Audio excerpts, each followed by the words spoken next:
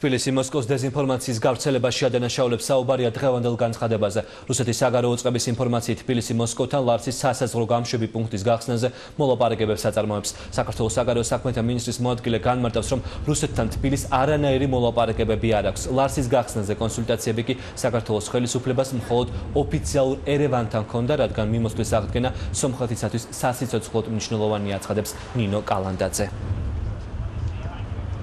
ჩვენ არავითარ მოლაპარაკებებს არ ვაწარმოებთ რუსულ მხარესთან.